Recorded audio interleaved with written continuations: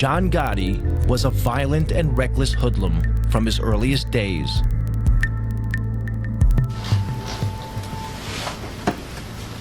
Henry Hill, a young gangster, was drinking in a bar when he first came across the teenage Gotti. All of a sudden, John comes in, that does that work anyway, goes over to the card table and starts whacking the guy with a bat or a pipe or something. Just beating his head to death. He almost killed the guy. And he might have killed the guy, I don't know. The guy might have died, they might have thrown him in the trunk that night, I don't know. Gotti had broken an unwritten rule of the mob. Violence should only be used when there are no witnesses. He walks over, apologizes to me. Comes blood all over the place. That was the first time I had ever seen him. He had a long black, top coat, leather top coat. I mean, he just looked like part of a gangster. It was clear Gotti feared no one. To Henry Hill, it marked Gotti as a man destined for the top. He was a man on the rise. He was, he had his own crew. You know he was going to be somebody. You just knew it. I mean, he had that presence. But one man stood in the way of Gotti's rise: Paul Castellano. He was the head of the Gambino crime family, the most powerful of all the mafia families in the U.S. Castellano was an old-style hood, a mafioso who disguised his crimes behind a veneer of respectability. Paul wore two hats. He could mingle with lawyers, real estate, businessmen and developers, doctors, talk their language. Then he wore his Gambino family hat, and he could sit there and discuss why this guy's got to get killed and say, okay, he's got to go. Gotti would have to eliminate Castellano to become boss. But Gotti was not the only one who wanted him out of the way. In 1983, President Ronald Reagan declared war on organized crime. The target was the mafia's ruling body known as the Commission. On it sat Paul Castellano. Under America's tough anti-mafia RICO legislation, crime fighters could prosecute Castellano and the other bosses for running a criminal enterprise, if they could prove the Commission was meeting. The Commission was so secret, the only proof the FBI had was from 1957, when police raided an infamous mob gathering. Then, one morning in 1984, FBI agent Joe O'Brien received a call from a mole inside the mafia. He informed me that there was going to be what's known as a Mafia Commission meeting in a couple of hours. I didn't believe him, to be honest with you, because this was pretty much unheard of. These guys cannot afford to meet. It can be very incriminating to them. If the FBI could get a photograph of this meeting, it would help destroy the Commission.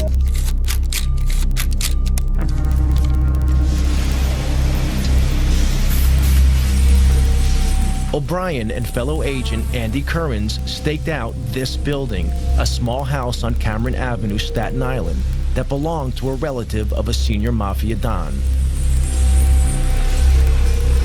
The agents hid in the back of an unmarked van, a few hundred yards down the road. Van was right back here, right about where the white car is, right in front of the 54 there. That's about where we were parked. And we had a nice straight shot. There were no cars at that time. We had a straight shot down the street to 34 Cameron. So we sat there for 3 hours, till about 4:30. And then they started coming out crime family by crime family. The top men in the Gambino, the Lucchese, the Colombo, and the Genovese families all emerged.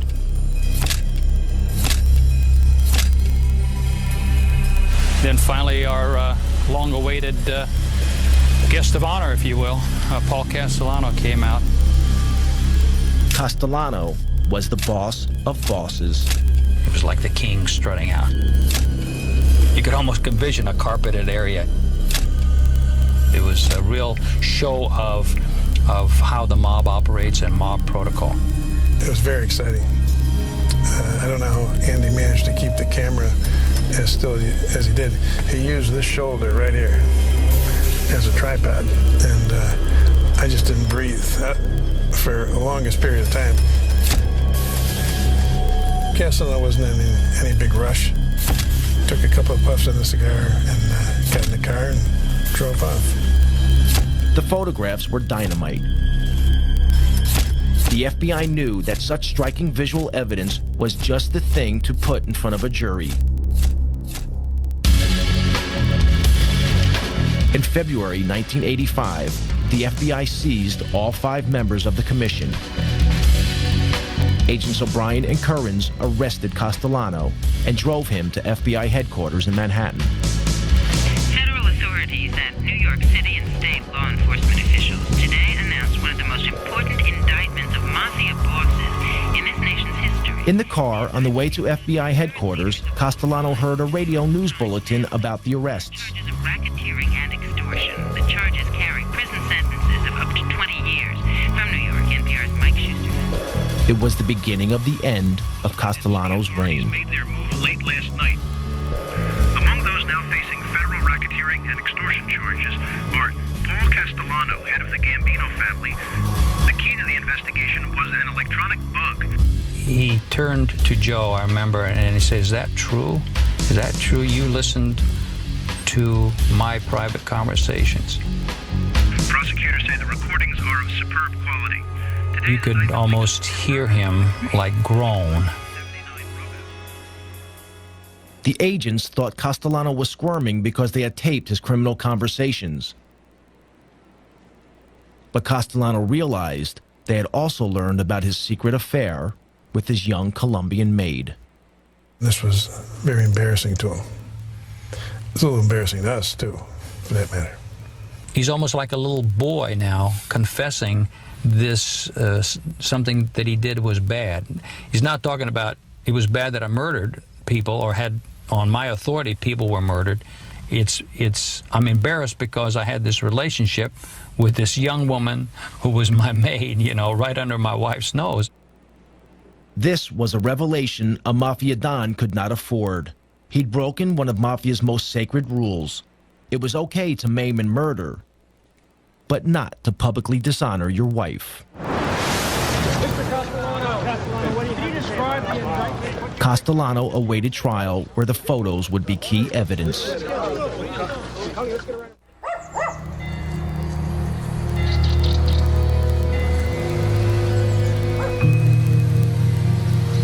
If the New York mob wanted to know what a mafia war was like, they needed look no further than Sicily.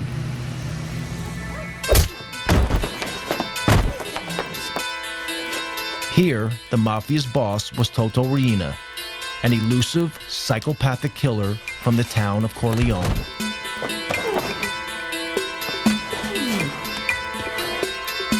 Corleone was a mafia stronghold set high in the mountains of central Sicily. It was the place that gave its name to Marlon Brando's character in the film The Godfather. Riina's cruelty earned him the name The Beast. Corleone had an unenviable reputation as a place where only the toughest mafiosi were born and bred. As one local anti-mafia fighter remembers, I once met a Corleone mafia person, and he looked me straight in the eye and said, "Listen, to be a real man, you need to have spent a few years in jail." This is the philosophy of the Corleone mafia. For them, going to jail is like a baptism. A mafia member who hasn't been to jail isn't a real mafioso.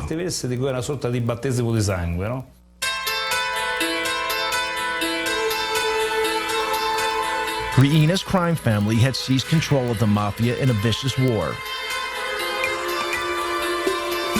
In Palermo, in the early 80s, the streets were soaked with the blood of Riina's victims. During one 6-month period, a body was found in the city every 3 days.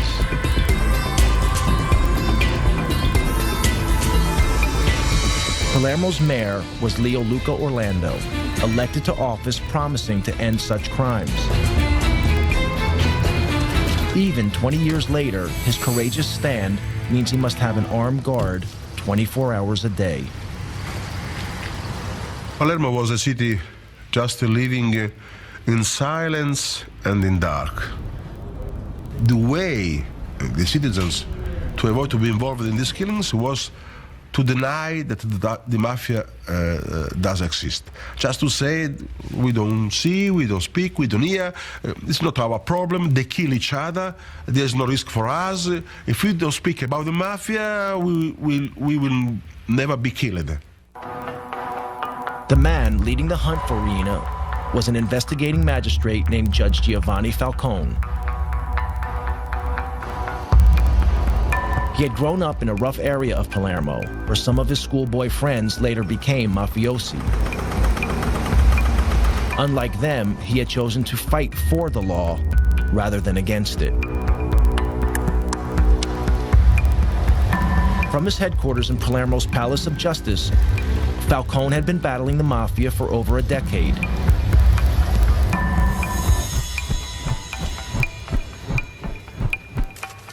In 1987, he enjoyed his greatest victory.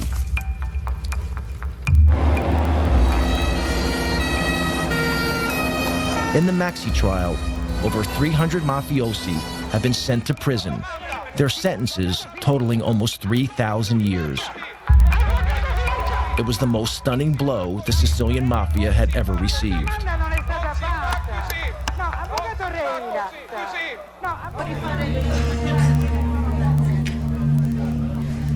But mafia boss Toto Riina had escaped the roundup. He remained free, running his criminal empire from an unknown hiding place.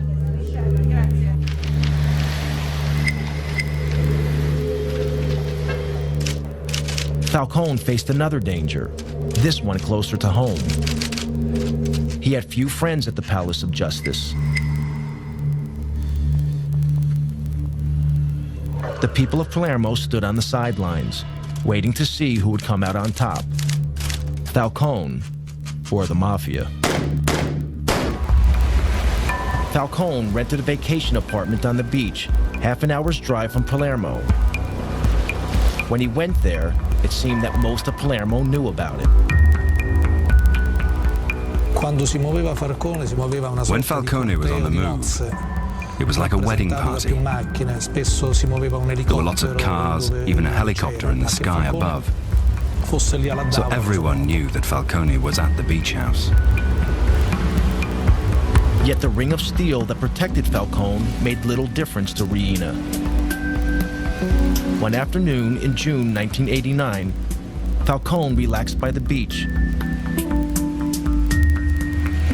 An inquisitive security guard noticed the sports bag by the house, seemingly forgotten in the rocks by the water's edge. When he peered inside the bag, he noticed electric wires connected to 58 sticks of plastic explosives.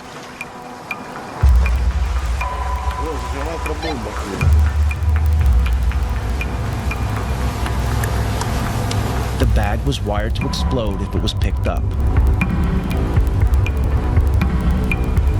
The bomb did not go off. Falcone had cheated death.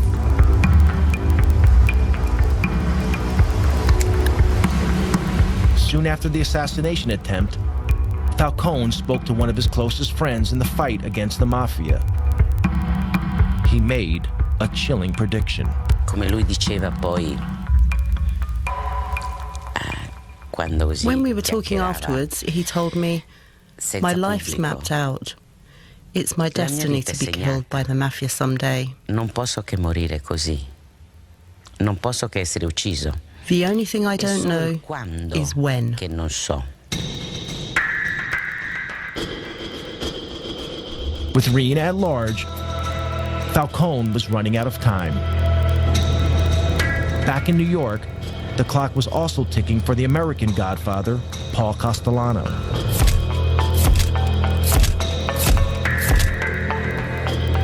Castellano waited for his trial on racketeering charges. He rarely ventured from his home, this luxurious mansion in the most exclusive area of Staten Island.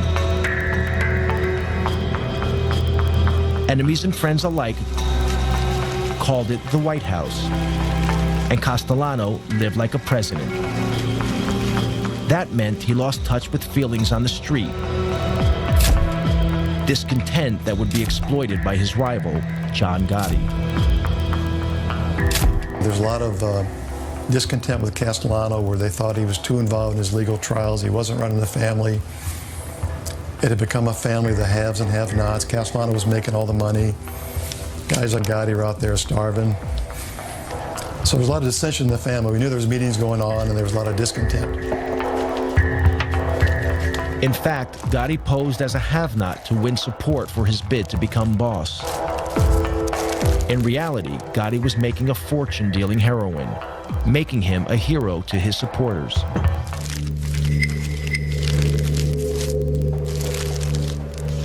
The law was onto Gotti's crew for drug dealing. That brought more heat on Castellano. So he planned to break up Gotti's crew. Gotti knew he had to act. The stage was set for a showdown.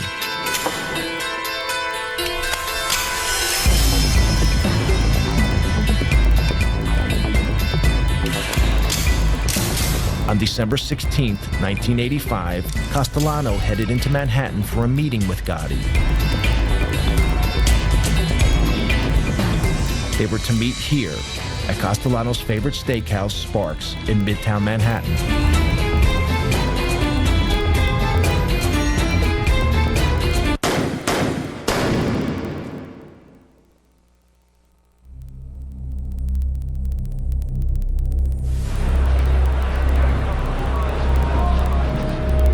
Outside the restaurant, Castellano and his driver were shot dead. Such a daring public murder shocked New Yorkers. It made the new Gambino boss a celebrity overnight.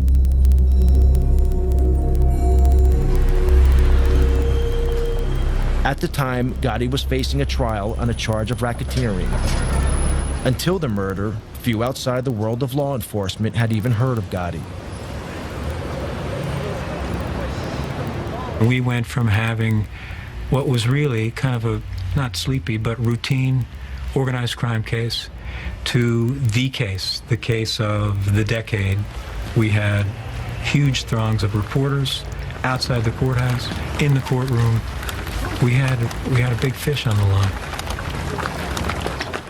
At his trial, Gotti was defended by flamboyant mob lawyer Bruce Cutler. For many years, Cutler has continued to act as Gotti's apologist. He had a remarkable insight into others, like a sense, almost a sixth sense, if you will, to size people up. Gotti could certainly size up a jury. In March 1987, the trial reached its conclusion. Gotti was acquitted of racketeering. But unknown to law officers, a juror had been bribed by one of Gotti's men. Gotti was tried in 2 other cases, both for assault, both defended by Bruce Cutler. How say you with respect to defendant John Gotti, guilty or not guilty? We find him not guilty. Each time, the Gambino boss got off. Bribery and intimidation of witnesses saw to that. The nickname, the Teflon Don, was born. Gotti was different from almost any other Godfather. He made little secret he was a mafia Don, and enjoyed that everyone knew he'd risen from Brooklyn poverty to become the boss of bosses. He was born dirt poor, was on the street since he's 12, was on the cover of Time magazine in his 40s, and he took on the system. In the opinion of his former attorney, Gotti was a modern-day Robin Hood, standing up to those in power. Jewish people, Irish people, working people, union people, construction workers, policemen. My father was a detective. Some of our strongest supporters that used to cheer for us were local police, not because they're allowed to, but it was the alphabetized government thugs we fought. The FBI, Internal Revenue, INS, CIA, those faceless, robotic government thugs that come at you and can destroy your life.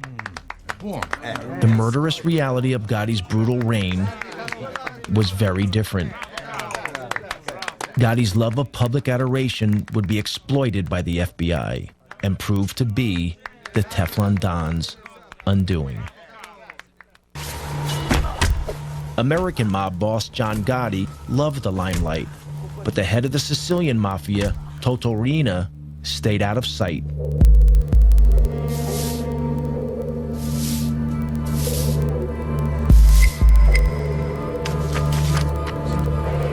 Prosecutor Giovanni Falcone was determined to hunt him down.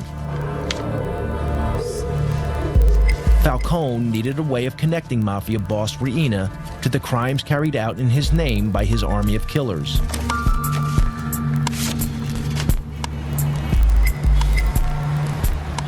The answer was in America.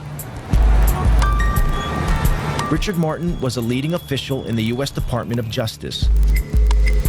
He and Falcone had worked together for years. Their biggest success, breaking the heroin smuggling link between Sicily and the United States, known as the Pizza Connection. Falcone relished his trips to the U.S. The life that he led in Sicily was almost the life of a prisoner.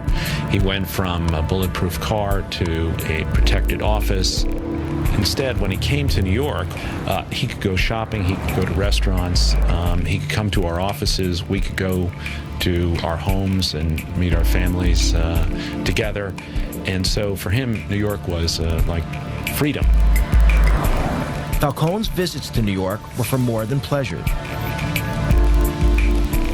He had been impressed by America's tough anti-mafia laws. Laws that allowed the U.S. government to target mafia boss Paul Castellano and to bust the commission. I think it also liberated his thinking and allowed him to sort of see beyond his own sort of realm coming here. So I think he not only enjoyed it, but I think it was very good for his vision of the way that he was going to attack the mafia and the way in which he would work with Italian law enforcement. In 1991, a new justice minister took office in Rome, determined to finally crush the mafia. He offered Falcone a job at the ministry as overlord of the anti-mafia campaign throughout Italy.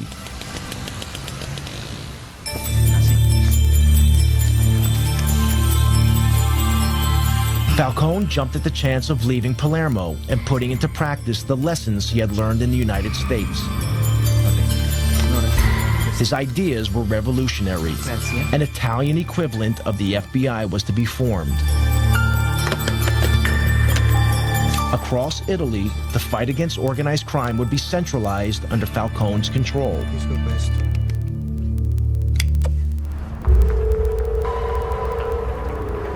Riina, the beast from Corleone, felt threatened. A few years before, he had failed to kill Falcone at his beach house. Now, Riina would try again.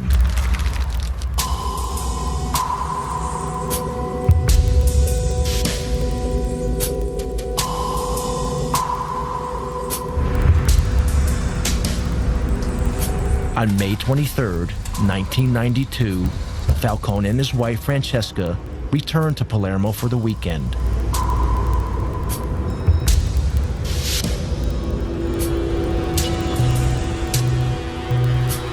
A few miles from the airport, several of Riina's men had placed a half-ton bomb in a drain pipe under the highway that ran from the airport to the city. The men hid in a building above the road, armed with a remote-controlled detonator.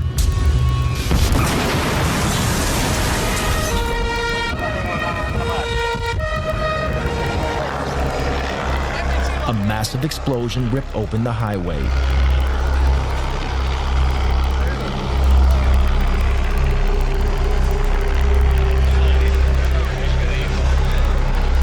The explosion was so enormous, it registered on local earthquake monitors.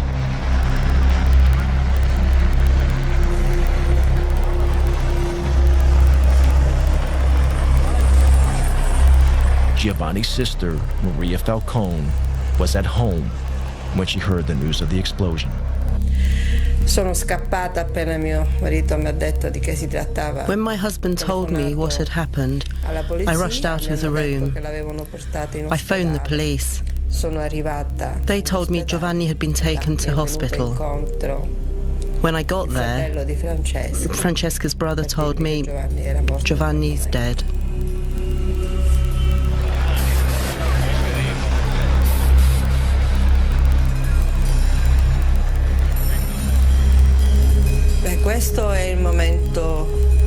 This was the saddest moment ever.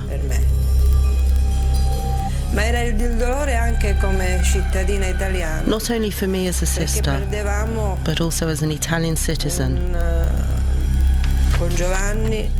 Because we felt that in losing Giovanni, our greatest chance of beating the mafia had gone. Falcone was not only a colleague I was proud to think of him as a colleague, but a friend. I was enormously saddened, and it was as if part of what we all worked for had been lost. Reina reputedly threw a party, toasting Falcone's demise with champagne.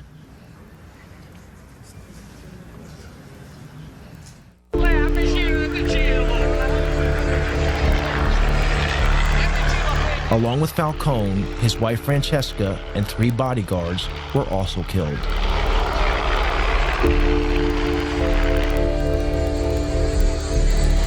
Thousands gathered at the church of San Domenico in Palermo for the funeral, waiting patiently for hours in the rain. The funeral was broadcast live on national TV. Across Italy, all regular television programs were suspended. Parliament declared a day of mourning.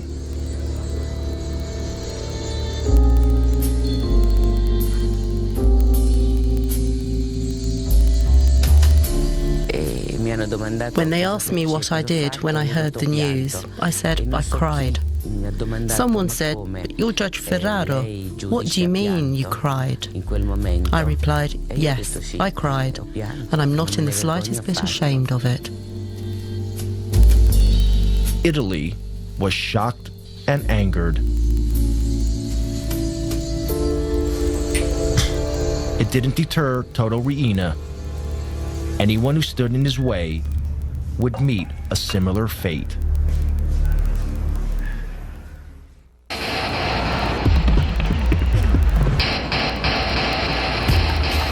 In New York, the net was closing in on American Godfather John Gotti.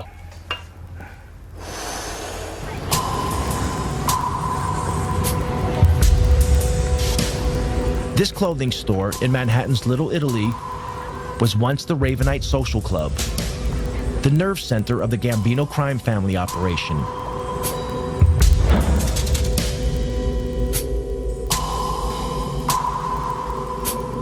Gotti insisted that his crime family visit the Ravenite to pay public homage to him. The FBI had placed their surveillance team on a block near the Ravenite. This is some of the actual footage shot by the FBI. Gotti reveled in his public persona as Mafia Godfather. He made no attempt to hide the fact that he was meeting with his criminal gang. The rest of the family was required to come down there as a command performance to meet with John, discuss business, kiss his rear end, give him money, what have you. So during the course of the week, you might have all 20 caps in the family down there on different nights, plus 80 to 90 to 100 soldiers, all standing out there in broad daylight. And for us, it was a gold mine, just seeing, identifying the entire Gambino family during the course of the week, all in one place. Pictures, though, were not enough. To get a conviction, the FBI also needed to hear Gotti talking about his crimes. They had bugged the Ravenite, but the mics had so far failed to pick up much. Then they had a break. An informant told them Gotti always held his most important meetings in an apartment upstairs, owned by the elderly widow of a Gambino member.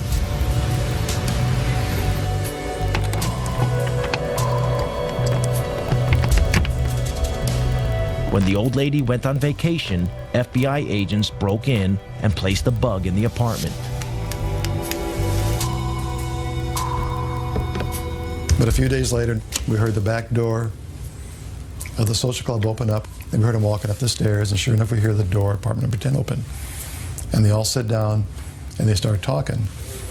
And after a few minutes, it became obvious that they weren't concerned about microphones because they had a radio on, but they turned it down because it was too noisy. They all talked loud because we found out later John Gotti's deaf in one ear. So the tapes are all loud and clear and tremendous quality. You tell this punk, I meet John Gotti, and I will sever your mother head off, you fucker. The secret recordings revealed the true face of a mafia godfather, very different from the one Gotti showed his adoring public.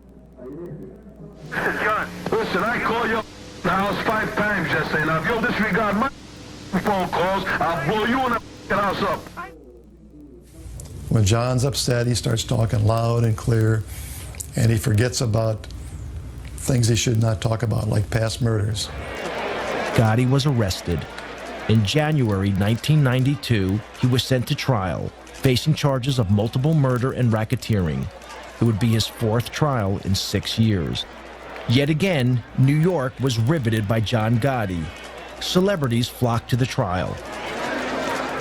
The gallery, it was almost a circus-like atmosphere. Mickey Rourke came in one day. Anthony Quinn came in to watch the trial.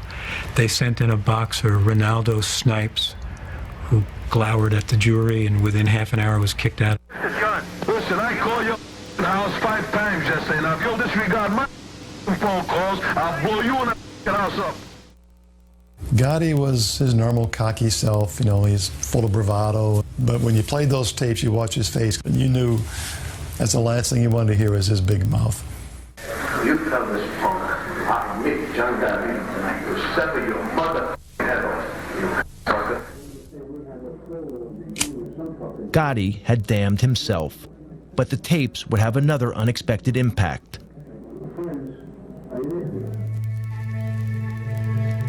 Also arrested with Gotti was his loyal right-hand man, Sammy the Bull Gravano. Dominic Montiglio went to school with Gravano. Later, both men would become mobsters with the Gambino crime family. Sammy was always a tough kid. He and I went to school together from when we were like in kindergarten. I mean, he killed his brother-in-law, Louis, which was like his childhood friend. I mean, Louis Melito. They grew up together and hung out together. They stole together. They did all of that. He killed Louis. You couldn't trust Sammy. Gravano had become disillusioned with Gotti. To Gravano, a real godfather shouldn't be courting publicity. He should be operating in the shadows, like Paul Castellano had done. But Gotti had no respect for anyone, including his underboss, something that the FBI exploited. At a pretrial hearing, Agent Bruce Mao played Gotti and Gravano a tape. On it, Gotti was extremely critical of his underboss. You too. So finally, and said, he might not put a picture about that. So there was no many times he's going to jail. And so you got Gravano and Gotti sitting side by side at the defense table. And we start playing that tape. And Sammy turns red. He's starting to explode. He's just ready to burst. John Gotti, for the first time, is embarrassed. He's turning white. He just wants to duck under the table. He's so embarrassed because he knows he got caught bad mouthing his consigliere, his underboss, his right-hand man. Gravano would be the final nail in Gotti's coffin. Bruce calls me one day at my desk. He says to me, "You sitting down?" I said, "Yes, I'm sitting down." He said, "Sammy wants to cooperate." Sammy was brought in the room. He walked over, shook my hand, and said, "I want to go from our government to your government." Never before had so senior a figure betrayed the American mob. Gravano's testimony landed the killer blow in court. He revealed how he and Gotti had planned the murder of their one-time boss, Paul Castellano, then watched from a car as Castellano was gunned down.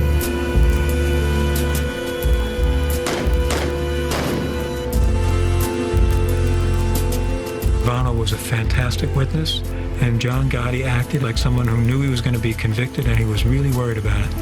He was ornery, snapping at me, snapping at his lawyers.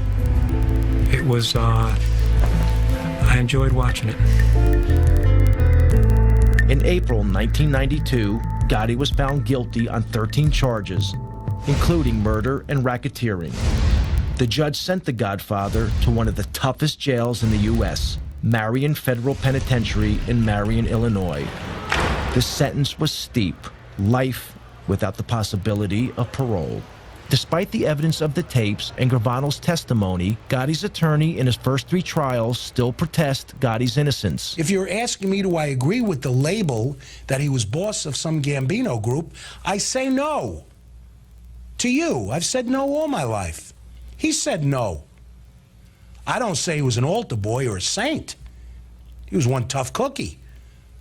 But he said he was not part of any mob.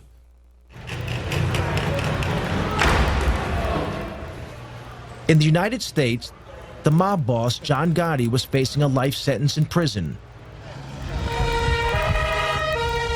But in Sicily, the Italian government seemed powerless. Mafia godfather Toto Riina killed at will. Anti-mafia prosecutor Giovanni Falcone had been murdered. Palermo waited anxiously for Riina's next move. Falcone's mantle had fallen to another magistrate, Paolo Borsellino. Borsellino and Falcone had grown up together and had devoted their adult lives to fighting organized crime.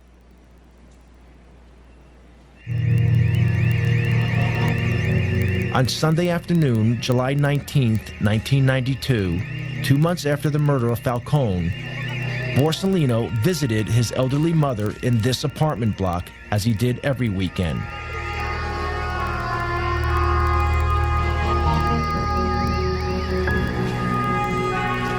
A massive car bomb exploded, killing Borsellino and 5 of his bodyguards.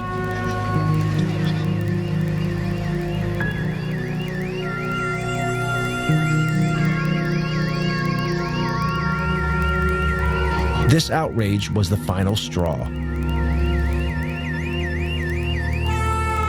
It caused a revolution against the mafia, led by the people of Palermo.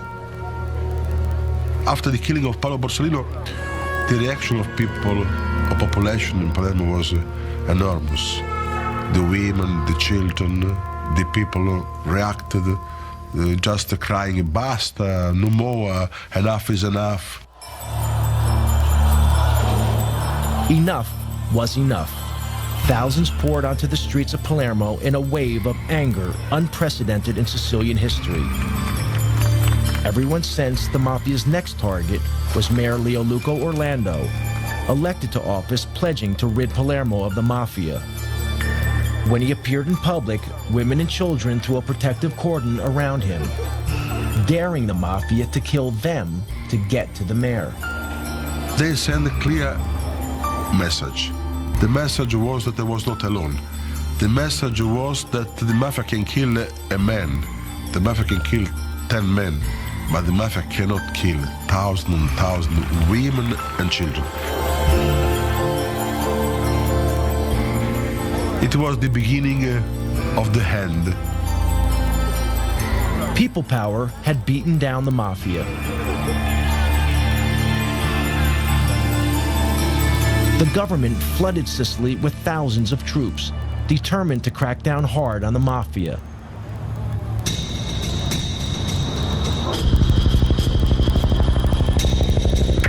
In January 1993, Italian police nabbed the biggest prize of all. Following a tip-off, Toto Riina was finally arrested.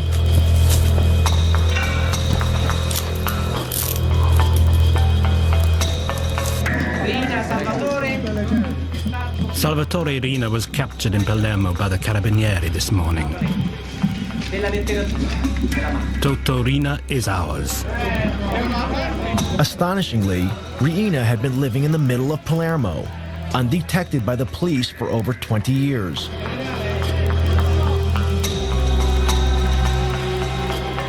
When Riina was paraded in public, Italians were shocked.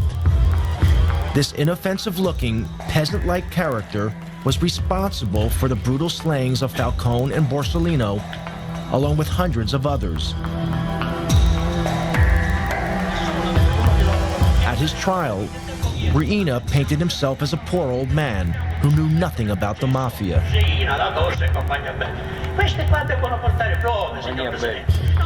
This flimsy defense was rejected.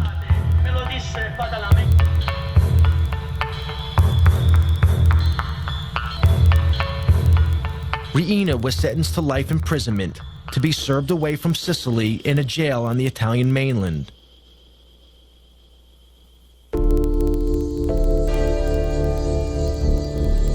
On both sides of the Atlantic, the day of the Godfathers seemed over. John Gotti died of cancer in prison in 2002, 10 years into his life sentence.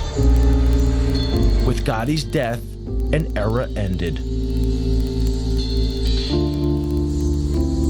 By publicly flaunting the fact that he was boss of bosses, he ensured that law enforcement agencies would leave no stone unturned to finally smash the mob. The future is pretty grim for the mob if the FBI and other federal agencies keeps the pressure on to go after these guys. The biggest mistake we can make is declare that the war and the mob is over with, we've won, and go off to do other things. These people are very resilient. 5 years they could regroup, reorganize. They'll never be as effective what they were 30 years ago, but they still be a viable criminal force. In the U.S., the mob is moving with the times. They're involved in internet fraud, sex phone lines, and stock exchange scams. But they are no longer the power they once were. And the FBI is determined to not let Russian, Chinese, or other immigrant criminals dominate their neighborhoods in the way Italian gangsters once controlled theirs.